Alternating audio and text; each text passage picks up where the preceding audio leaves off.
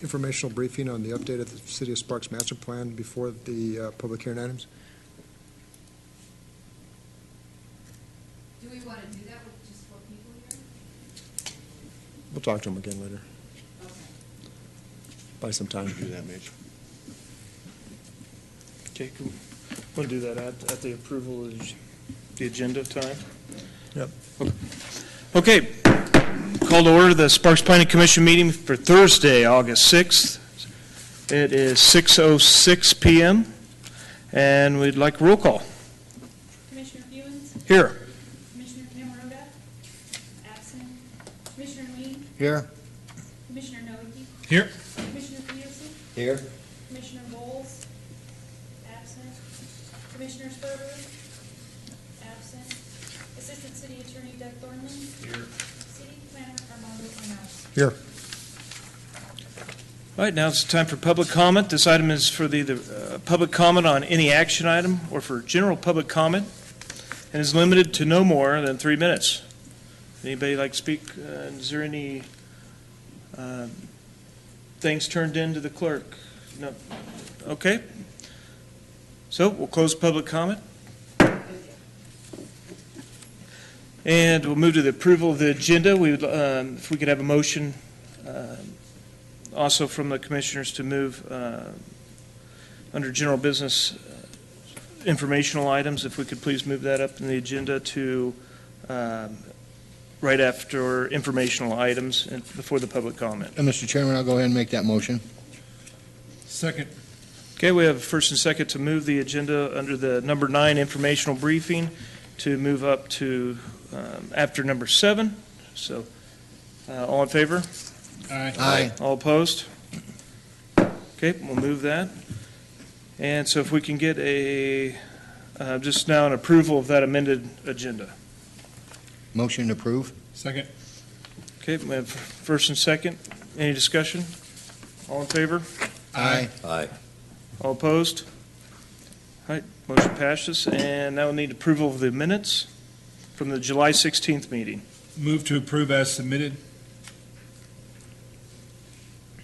I'll second. We have a motion, and I will abstain from that, for I was not at that meeting. So we have a motion and a second, and all in favor? Aye. Aye. And I will abstain. Thank you. All right, so announcements and committee reports. We have none. Okay, any informational items? Yes. Back in June at the June Planning Commission meeting, this body, the Sparks Planning Commission, forwarded a recommendation of approval for the amendments to Title 20 to the zoning code. This is the comprehensive update of the zoning code that the City of Sparks Planning Division has been working on for well over 2 years. The first reading of that of that ordinance to amend the zoning code is to be considered or to be read into the record on August 10th by the clerk at the City Council meeting. Originally, we had anticipated that the second reading would be held on, and the public hearing would be held on August 24th. We are looking to move that out further. As you recall, there was a proposed amendment that would address the issue of feral cat colonies. It's become that particular amendment has generated a lot of interest. The mayor and the manager's offices are looking for full attendance on the part of the city council for this public hearing when the zoning code amendments are to be considered. So right now, that's anticipated to occur most likely on October the 12th. So that's when the City Council, at this juncture, is anticipated to take up the zoning code and conduct their second reading of the ordinance and the public hearing for it. And that includes the recommendation on the feral cat colony issue. Thank you, Marta. So now we'll move on to the general business informational briefing on the update of the City of Sparks Master Plan. Come around and join All right. I had to program while we were sitting here. Thank goodness. So Amanda and I wanted to tonight give you an update on where we're at on the comprehensive plan. So just to give you a brief background, the Nevada revised statutes refers to it as a master plan. And under the current, the master plan in the law is divided by what's required by the population. And if you're on populations of between 100,000 and 700,000, then you have to have a conservation plan, a housing element, a population, a plan, and a utilities plan. Other elements that would be required, or that can be included in your master plan, are a conservation element, a historic preservation element, a housing element, a land use element, public facilities, service element, recreation and open space, safety element, and transportation element. Currently, our master plan is made up of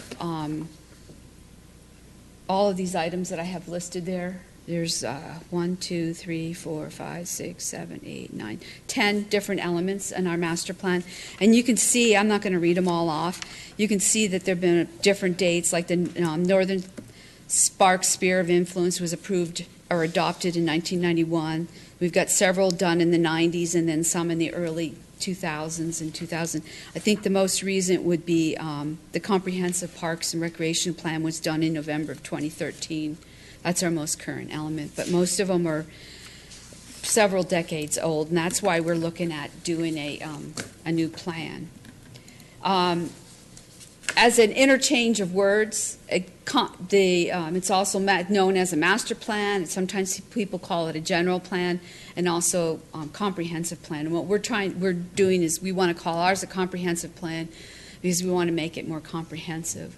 The American Planning Association defines a master plan as a comprehensive long-range plan intended to guide growth and development of a community or region, and on that includes analysis, recommendation, proposals for the community's population, economy, housing, transportation, community facilities, and land use. A lot of times people, when they say master plan, only think of land use element. And what we want to do with ours is be more comprehensive. That's why we're calling it a comprehensive plan. We want to include more things. So right now, our master plan is a bunch of different individual elements. And like I said, most of them are almost 2 decades old. So we want to update all of that into one plan. What I'm showing here on this slide is a comparison of our existing master plan and what we want to do in our comp plan. Right now, we're separate topics. Each element's a separate topic and not interrelating. And really, like land use is related to streets. And so what we want to do is integrate in our comprehensive plan, integrate all the elements together and not have a separate transportation element, a separate land use element.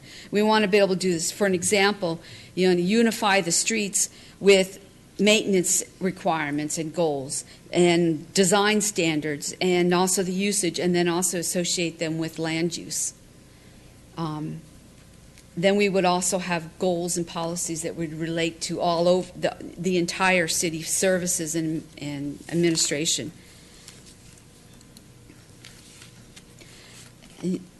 On this slide, what I was showing is that the left side are what our city services are: the police, fire, public works, maintenance. So that includes our sewer lines, our storm drain lines, the operation of the sewer treatment plant.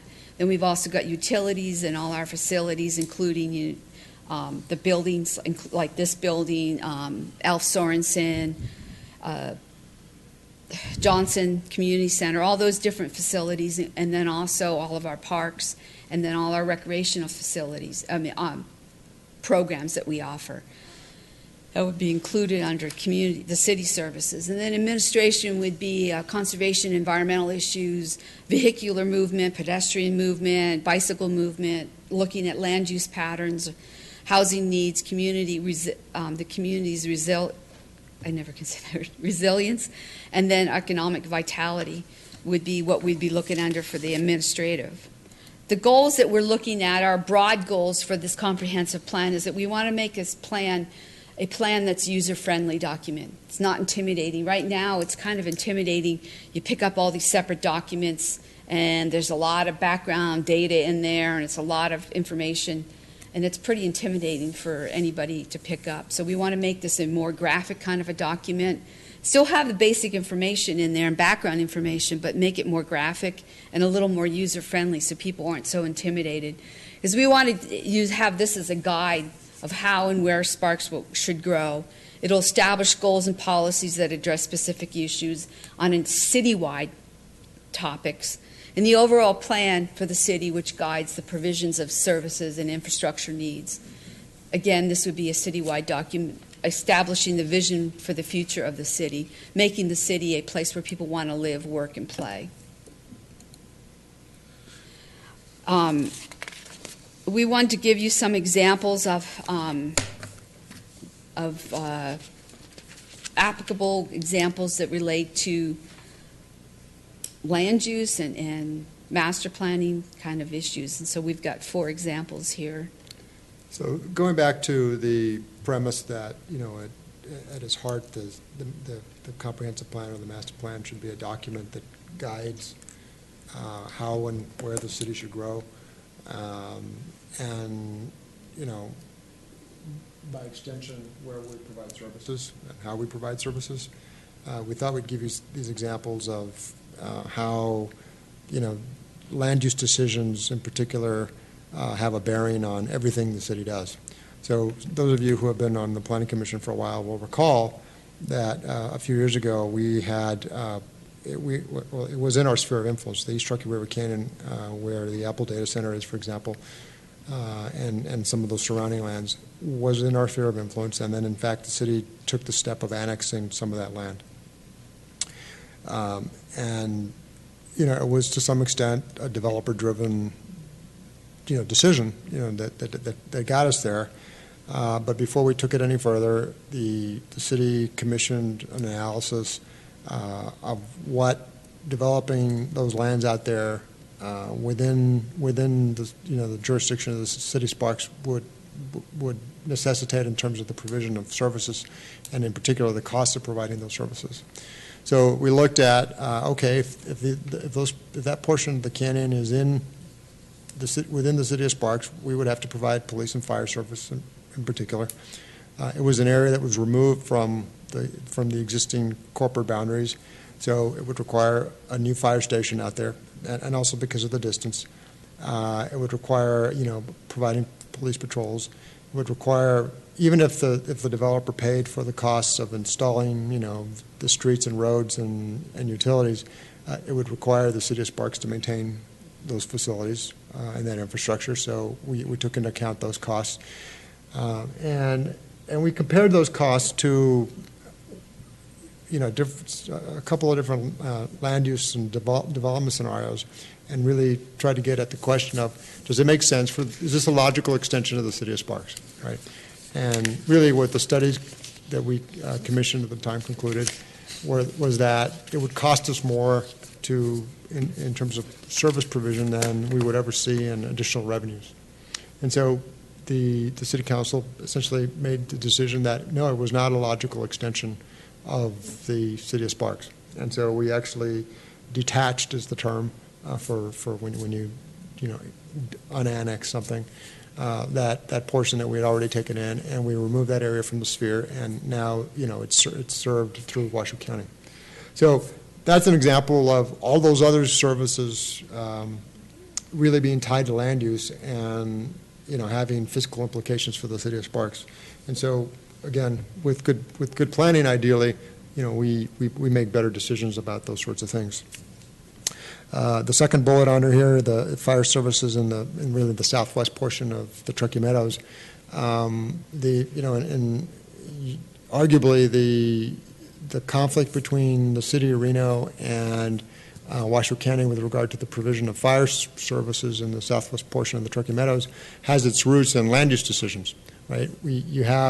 If you have a standard that you're going to be able to respond to fires within 6 minutes or 7 minutes or 8 minutes, whatever, that means you have to have basically a fire station within that distance of every home in that area.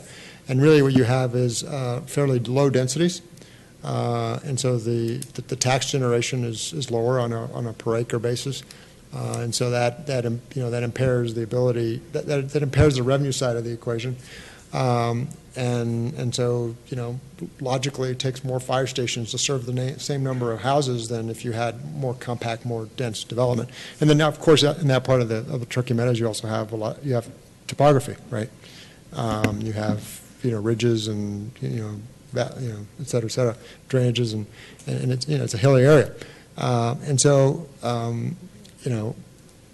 again, it's an example where maybe if the land use planning had been done differently, and had taken into account the services side of things, the service considerations, we wouldn't have some of those conflicts now.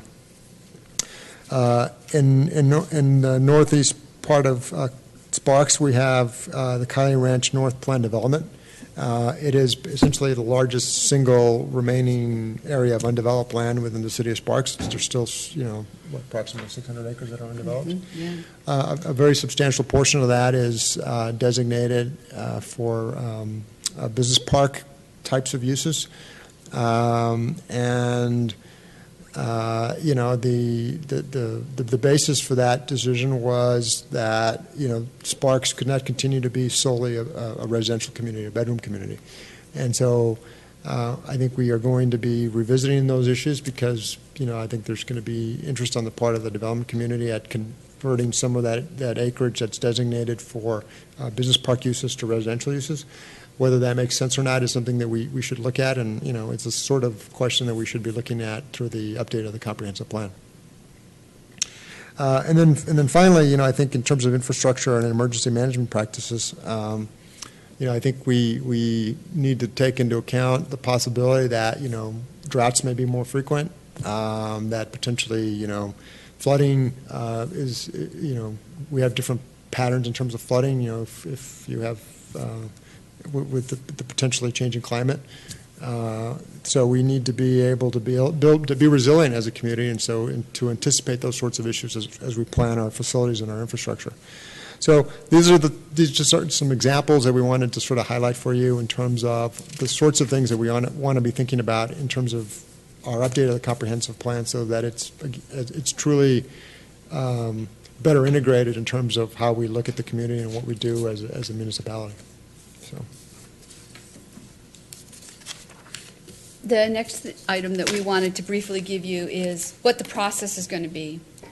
As a staff, what we've decided is the city council has set some money aside, and so what we've decided is to put that money towards hiring a firm to facilitate the public outreach portion of the comprehensive plan, and then staff will be writing the comp plan document itself based on that public output. So our first step here is we're in the process of going through our request for proposal process to hire a consultant for the public reach out portion. So we're on this first step right now.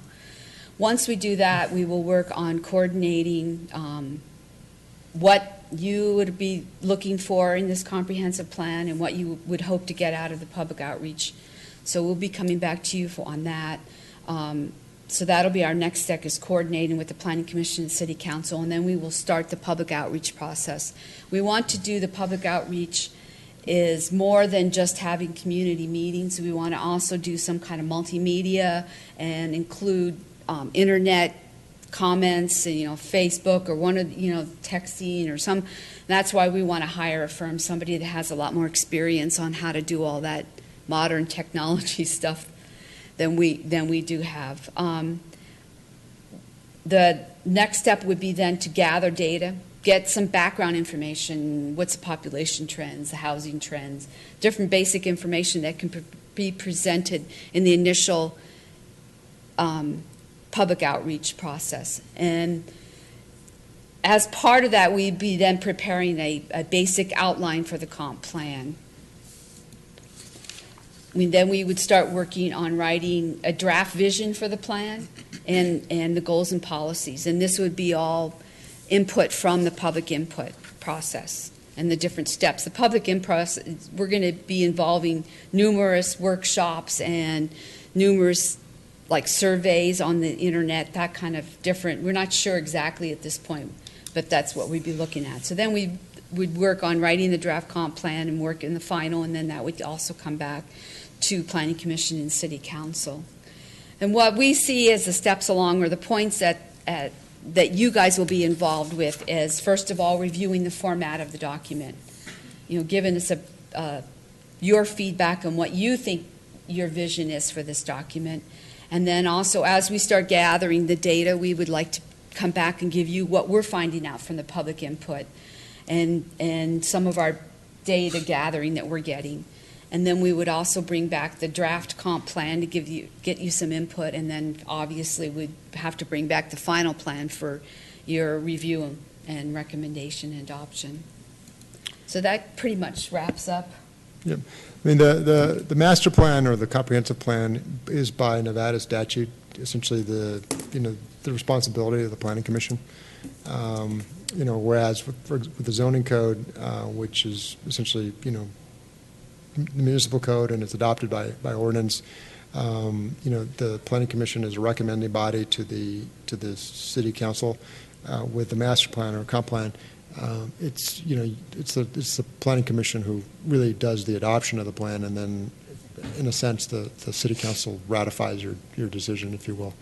So you should expect that we will be adding updates to almost every meeting, and that we will be soliciting your input on a regular basis as we go through this to get to the point where, when you nothing in it is surprising. In fact, you've had a lot of input all the way through. So,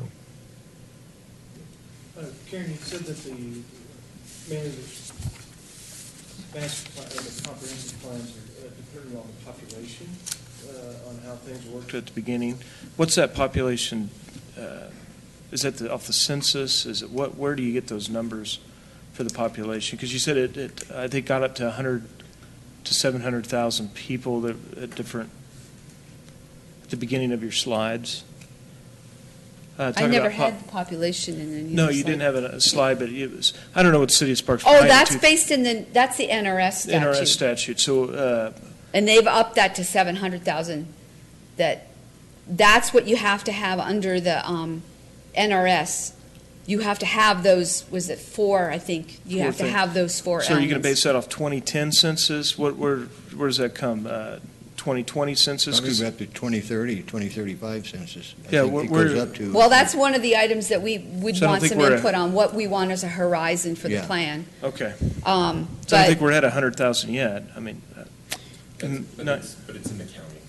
it's the county's population. oh, it's a county. It's not city. Okay. It's the way we differentiate laws as they apply to the south. Okay. Yeah. North. Gotcha. Okay. And we're at 463,000 or something like that, isn't it, Armando? Okay. For the county? I got you. yes. So then, in a nutshell, we only have to have those 4 elements. Yeah. Whether we choose to include additional ones is up to. It's up to us. Yeah. And that number is fluid, right? So those 4 elements are unlikely to change as they apply to us. If the census gets out of whack or the region grows substantially, the legislature just moved that number. They have. Okay. Years ago, the top number used to be 400,000, and several sessions ago, they bumped it up to 700,000. But it used to be, I remember it being 400,000. But if it's county, that It's the county that is- population, not okay. city population. And I'm then- sorry, I misunderstood your question. Yeah, just one thing I would like to definitely see, the paper said, just read in the paper that the city of Sparks and Reno itself didn't have a drought plan, for this drought. That was kind of a big, I'd like to definitely see, and Armando mention that. And I've had a couple people ask me that, hey, what's your guys' drought plan? And I don't know if we have one. I think that'd be a great thing to enter in there for the national disaster. So glad to see they're going that direction. Mr. Chairman, I have a question. Karen and Armando, do you anticipate this comprehensive plan would be ready by 2017 for the regional plan update? What we've been directed through the strategic plan for the city of Sparks manager's office, he wants to have us have this comp plan to be completed by the summer of 2016. So we've got a lot of work to do in this next year. Yeah, okay. So it would be done before they start the regional plan update, is the goal.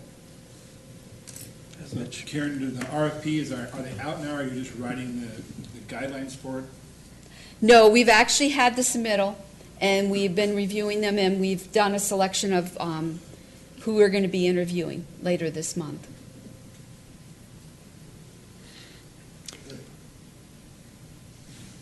Okay. Well, thank you very much, guys.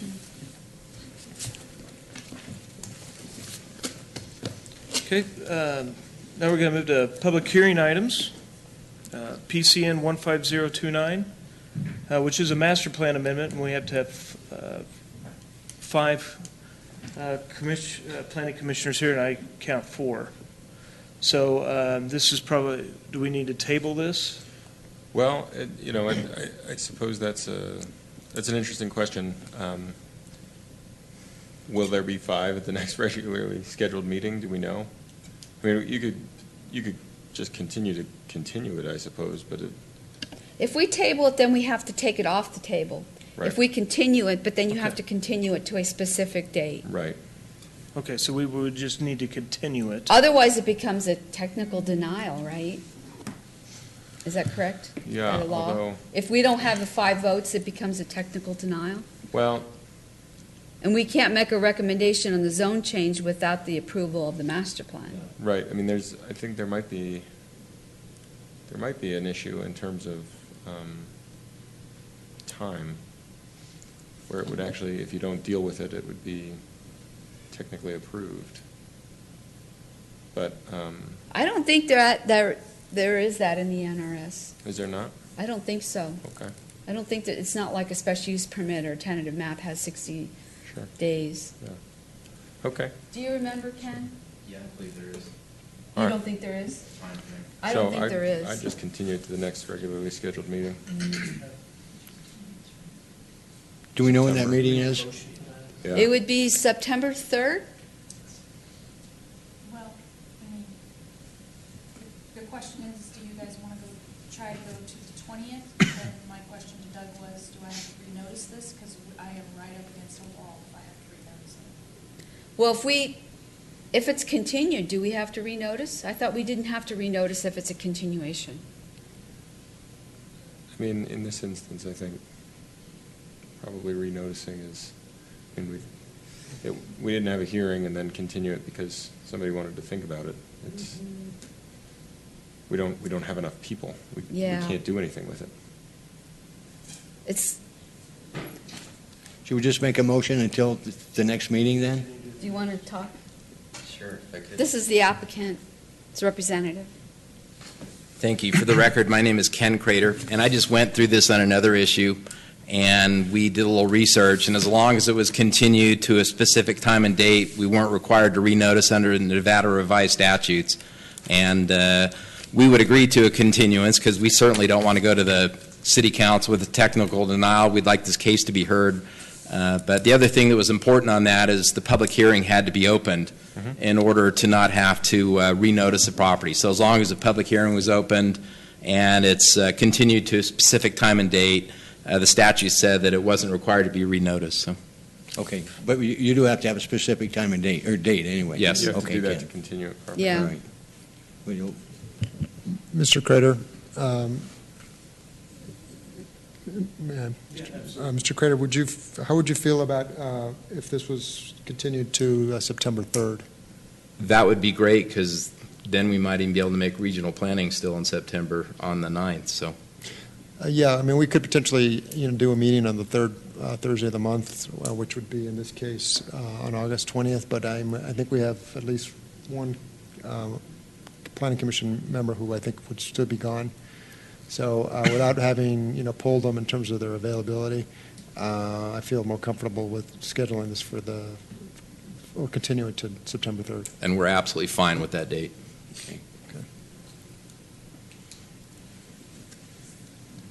You need a motion. well, you need to open the public hearing. So this is a public hearing item on PCN 15029. So I'll open it up for the public, see if they would like to talk about it. Seeing none, are there any cards turned in? No cards turned in, so seeing no, so we'll close the public comment and bring it back for a motion. Mr. Chairman, I make a motion to continue item PCN 15029 until our September 3rd, 2015 meeting. Second? Okay, we have a motion and second. Any discussion? So all in favor? Aye. All opposed? All right, passes. We'll continue it. So we'll move on to item number 10, public comment. Is anybody from the public here that would like to discuss anything that was on the agenda? So seeing none, move it to comments from the commissioners. You guys have anything you want to comment about? All right. If not, I'll ask for an adjournment. Move to adjourn? Second? All right. All in favor? Aye. All right. Everybody have a good evening.